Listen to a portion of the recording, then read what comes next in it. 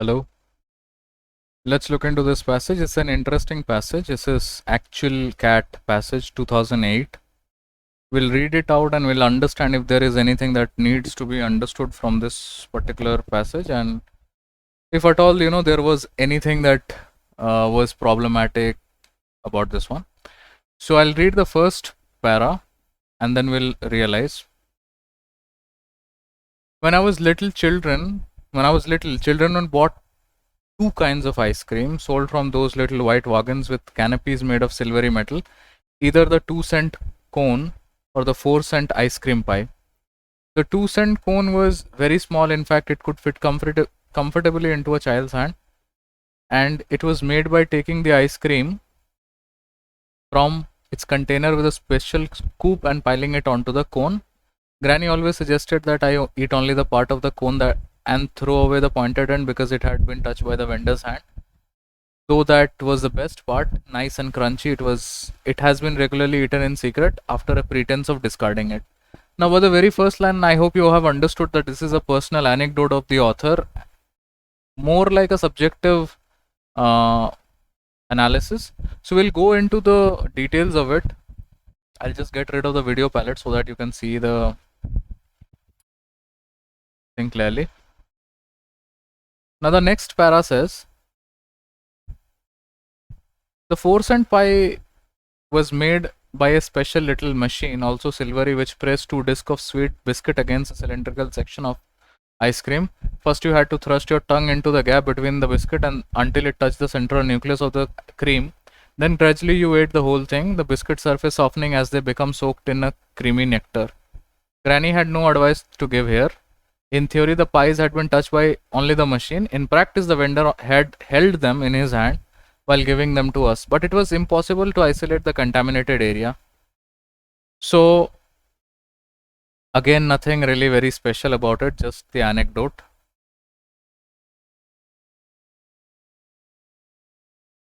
Now, the third para. I was fascinated, however, by some of my peers whose parents bought them not a 4-cent pie, but 2 2-cent cones. Okay, now this is interesting. These privileged children advanced proudly with one cone in their right hand and one in their left, expertly moving their head from one side to the other. They licked the first one and then the other. This liturgy seemed to me sumptuously enviable that many times I asked to be allowed to celebrate it. Okay, this is something that the author is envying and he also wanted to celebrate. In vain, my elders were inflexible. A 4-cent pie, yes. Ice cream, yes. But 2 2-cent ones, absolutely no. As one can see, neither mathematics nor economy nor dietetics justified this refusal, nor did hygiene, assuming that in due course the tips of both cones were discarded. The pathetic and obviously mendacious justification that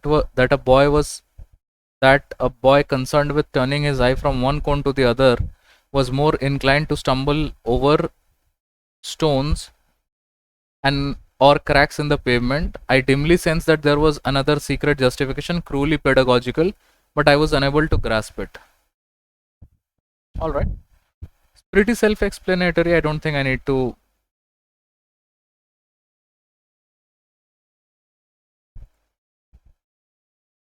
Today's citizens and victims of consumer society, a civilization of excess and waste, which the society of the 30s was not. I realized that those dear and now departed elders were right. The two cent cones instead of 1 4-cent did not signify squandering, economically speaking, but symbolically this surely did. It was for this precise reason that I yearned for them, because the 2 ice creams suggested excess. And this was precisely why they were denied to me, because they looked indecent, an insult to poverty, a display of fictitious privilege, of a boast of wealth. Only spoiled children ate two cones at once. Those children who in the fairy tales were rightly punished, as Pinocchio was when he rejected the skin and the stalk. And parents who encourage this weakness appropriate to little parviness, who encourage this weakness appropriate to little parviness, were bringing up their children in the foolish theater I'd like, but I can't. Now, this is an interesting line. I did really not understand what they said. That and parents who encourage this weakness appropriate to little parviness were bringing up their children in the foolish theater of I'd like to, but I can't. They were preparing them to turn up at a tourist class check-in with a fake Gucci bag brought from a street peddler on the beach of Rimini. Alright, I mean, not a very good context to it. And the last para, and hoping that this last para will make things clear for us. Nowadays, moralists risk seeming at odds with morality in a world where the consumer civilization now wants to end even adults to be spoiled and promises them always something more, from the wristwatch in the box of detergent to the bonus bangle sheathed with the magazine it accompanies in a plastic envelope, like the parents of those ambidextrous gluttons I so envied. The consumer civilization pretends to give more but actually gives 4 cent what is worth 4 cent. You will throw away the old transistor radio to purchase a new one, boast the alarm clock, but some inexplicable defect in the mechanism will guarantee that the radio lasts only a year. So this is a very interesting line, that you will throw away the old transistor radio to purchase the new one that boasts an alarm clock as well, but some inexplicable defect in the mechanism will guarantee the radio lasts only a year. So the old radio could have lasted a century. I mean, I'm adding my ideas to it, but then the new one will be made sure that, due to some inexplicable defect, it will only last for a year. The new cheap car will have the leather seat, double-sided this, and a panel dashboard, but it will only last nearly so long as the glorious old Fiat 500, which even when it broke down could be started with a kick. The morality of the old days made Spartan of us all, while today's morality want us all to be the Sybarite. Now, Sybarite and Spartan is a very interesting example. If you know the context, great. If you don't know the context, we can actually work around it. Okay, let's look into the questions. The first question says, which one of the following cannot be inferred from the passage? Today's society is more extravagant than the societies in the 1930s. Of course, because the elders had some ideas for their young ones in the 30s, but due to the spoiled childs and whatnot, these people have actually turned up more extravagant. This is what has been also explained by the line that, this Gucci bag line, right? That they were preparing them to turn up at the tourist class check-in with a fake Gucci bag from a street peddler. So basically, yes, today's society is more extravagant than the societies of the 30s. Something that we can infer goes out. The act of eating 2 ice cream cones is akin to a ceremonial process. It was. I think perhaps that is one of the reasons why the author also wanted to participate in that ceremonial process. So it can also be inferred, goes out. Elders rightly suggested that a boy turning eyes from one cone to the other was more likely to fall. So it is given in the passage that he was given an explanation, the author was given an explanation that if he had 2 cones in his hand and he just moves his eyes from one cone to the other, he might fall. But then if it was rightly suggested or not, we have no conclusion of that. So this thing cannot be inferred. It was stated in the paragraph, but whether this statement was rightly suggested, I don't think so. So we'll keep that for the time being. Despite seeming to promise more, the consumer civilization gives away exactly what the thing is worth. Yes, it is given in the passage We can infer this goes out. The consumer civilization attempts to spoil children and adults alike. Yes, this is given in the passage that consumer civilization now wants even the adults to be spoiled. Back then, the 2 cent cone and the 4 cent pie had this thing that only the childrens are getting spoiled, but today even the adults are getting spoiled, and they have given you enough and more reasons for that. So by that analogy, the answer that fits the bill is third option. I hope that makes sense. In the passage, the phrase little Parvenas refers to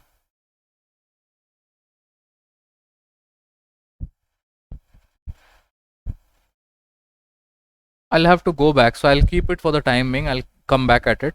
The author pinned for two cent ice, two cent cones instead of 1 4 cent pie because.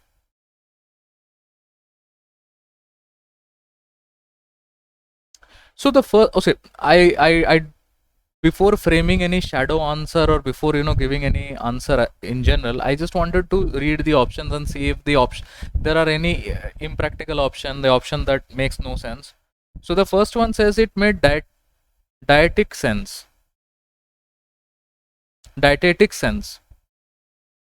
No, it is not because of any dietetic. He was a kid. I mean, this is definitely not the case.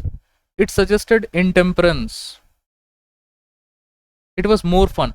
Is it because of fun that he wanted to have the two ice creams? He wanted to have it because it shows extra.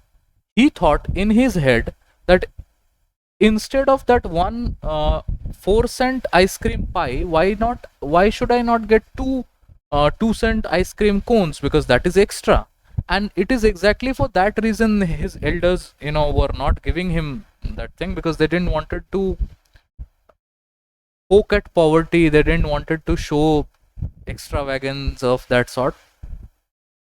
So it was more fun. No, it was not.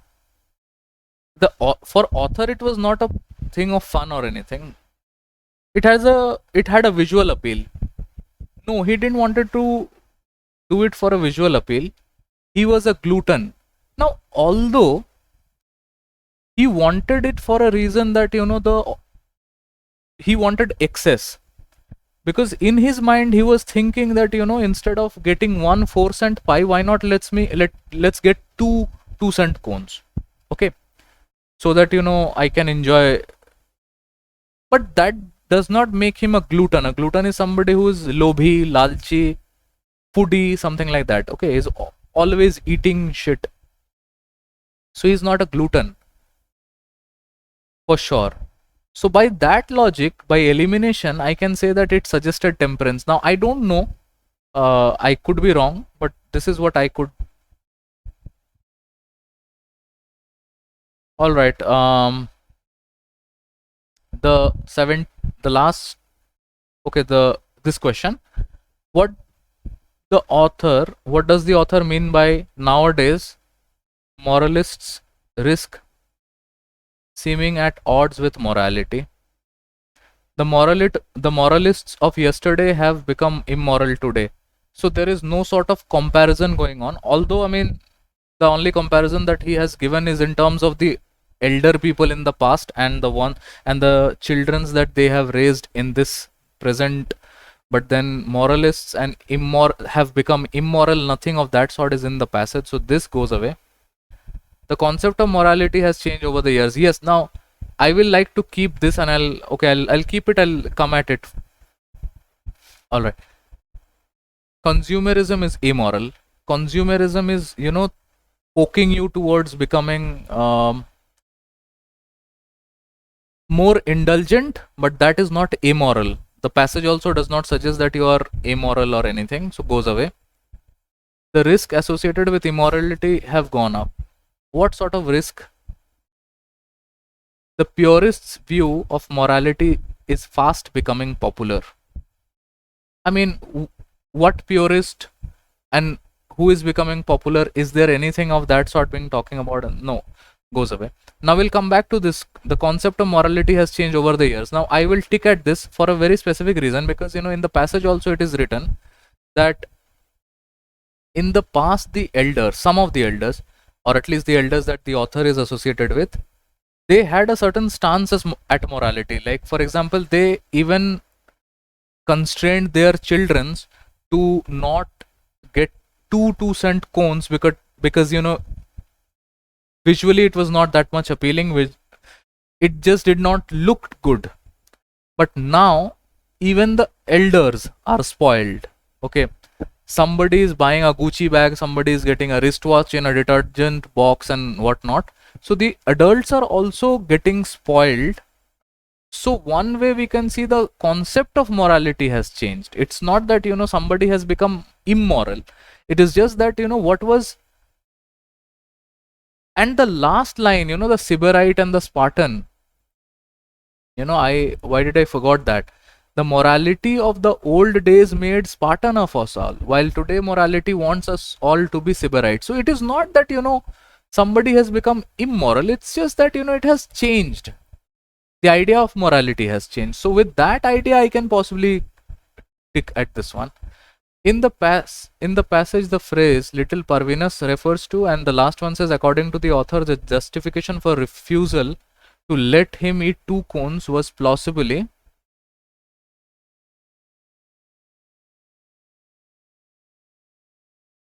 So this is a vocabulary type of a question. I don't know so it is definitely not dietetic, diatonic, diastolic, dialectic. I think I would want to go with this one, dialectic, because he could not understand it. Now he understands it, why the elders didn't wanted him to go through that sort of this thing, but now back then he did not understand it. So I would want to go with 3, but I could be wrong. This is a